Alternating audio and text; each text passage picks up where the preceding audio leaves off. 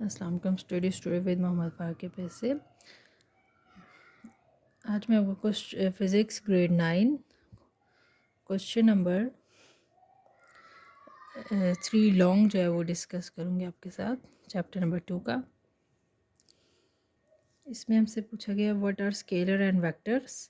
Scalar और vectors का बताना है। गिव एग्जांपल, एग्जांपल के साथ how are vector represented symbolically and graphically. Symbolically और ग्राफिकली जो है हमने वो वेक्टर को रिप्रेजेंट भी करना है।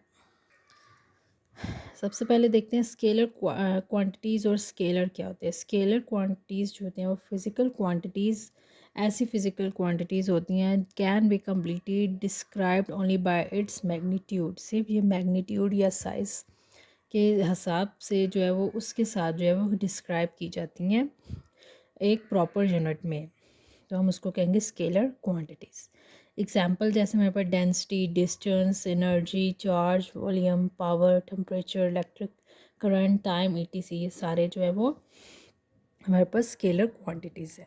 इसमें जो होते हैं scalar quantities can be added, subtracted and multiply by using ordinary rules of algebra. इसमें जो है हम वो स्केलर क्वांटिटीज़ को ऐड कर सकते हैं, सब्ट्रैक्ट कर सकते हैं और मल्टीप्लाई कर सकते हैं एक according to rules of algebra में रह के हम इसको जो है वो ऐड, मल्टीप्लाई और सब्ट्रैक्ट कर सकते हैं।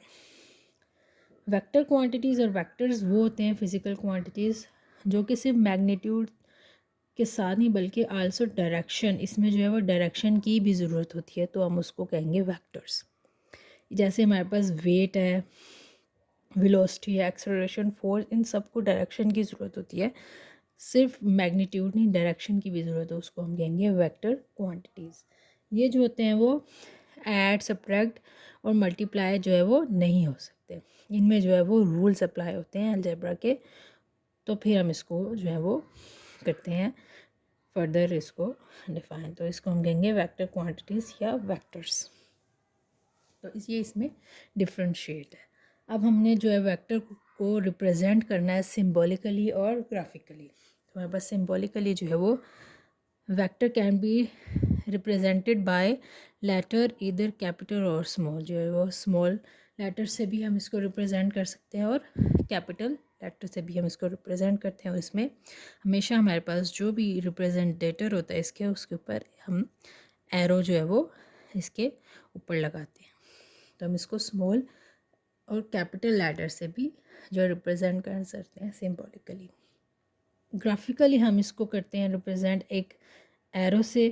लेंथ जो होती है इसकी एरोस की हमें वो मैग्नीट्यूड शो करती है, जो इसका हेड टू जो पॉइंट डायरेक्शन की जो है उसके अबव भी हो सकती है, अंडर भी हो सकती है, according to its axis, north, east, west, south, ये इसके अकॉर्डिंग जो है वो इसको हम ग्राफिकली जो है वो इस ग्राफ में रिप्रेजेंट करते हैं। जब हमारे पास इसकी कोई एग्जांपल आती है जब हमने इसको रिप्रेजेंट करना होता है एक ग्राफ पे, तो हम इसको सिम्बॉलिकली इस तरह करते हैं और ग्राफ पे हम इसको जो भी हमें डायरेक्शन दी जाए हम उसको उस पे रिप्रेजेंट करते हैं ग्राफ में।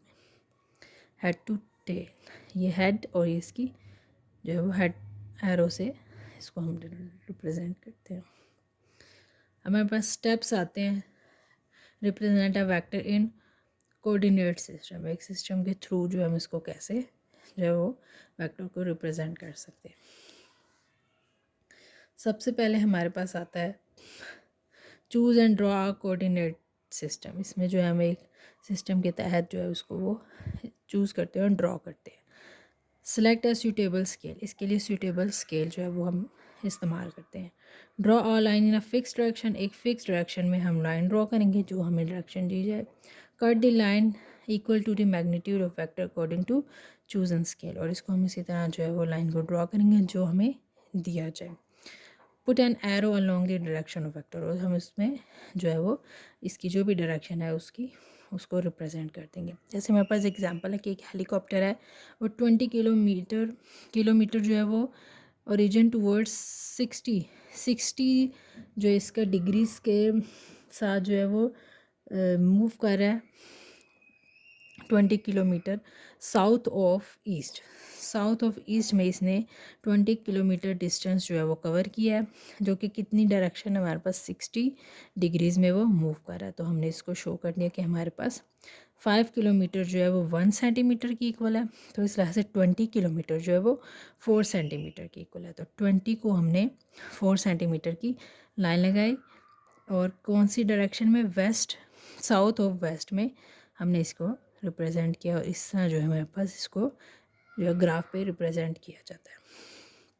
हमने जो है वो 5 किलोमीटर को 1 सेंटीमीटर के इक्वल किया, इस लिहाज से 20 किलोमीटर जो है 4 सेंटीमीटर की लाइन बनी। तो हमने इसको 4 सेंटीमीटर की लाइन लगाई टूवर्ड्स साउथ ऑफ ईस्ट, जो कि है कितनी डिग्री, 60 डिग्री पे रिप्रेजेंट कर।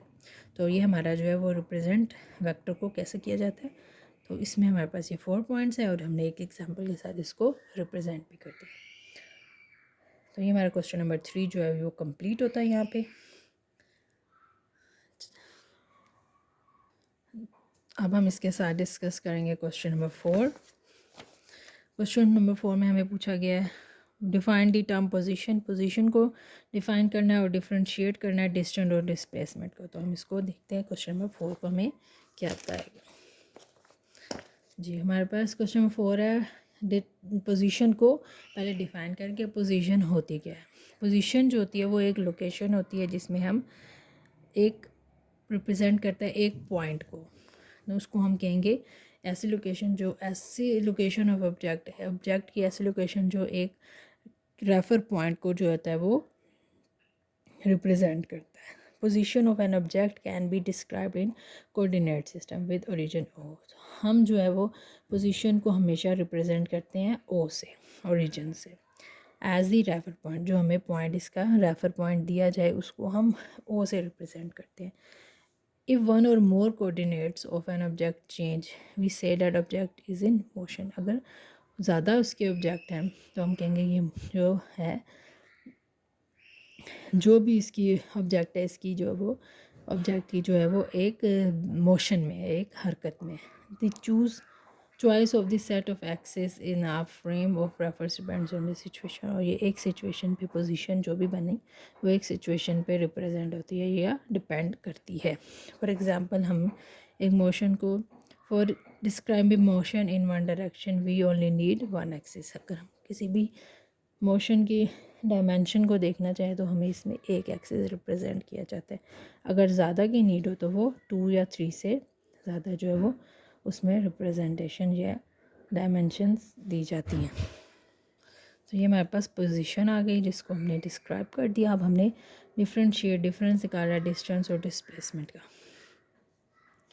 इसमें जो सबसे पहले डिस्टेंस क्या होता है, टोटल और complete path travel by an object. Complete जो है वो पाथ जो उसने ट्रैवल करना हो उसको कंप्लीट किया जाए, टोटल उसका है, तो वो हमें डिस्टेंस होता है।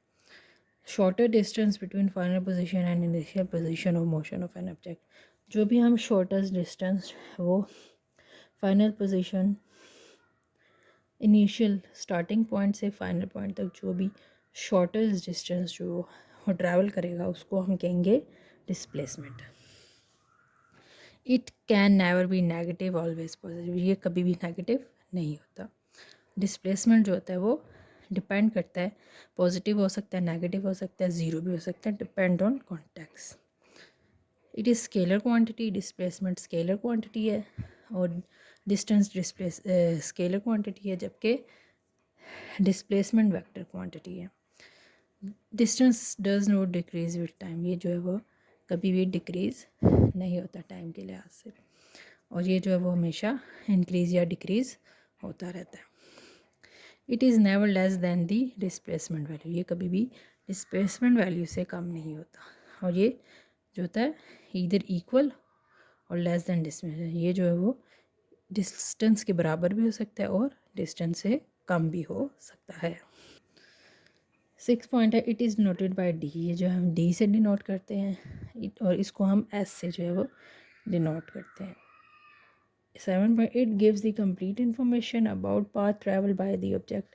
ये तो जो होता है डिस्टेंस वो हमेशा जितना भी आपने कवर डिस्टेंस किया हो उसकी फुल इन्फॉर्मेशन हमें जो होता है वो प्रोवाइड करता है, जबकि डिस्प्लेसमेंट में does not give complete information about the path travelled by the object. इसमें जो है वो जितना भी उसने शॉर्टेस्ट डिस्टेंस ट्रैवल किया जाए वो उसको जो है वो उसकी कंप्लीट या करेक्ट इन्फॉर्मेशन जो है वो नहीं देता। तो इसमें ये जो है वो डिफरेंस है डिस्टेंस और डिस्प्लेसमेंट में।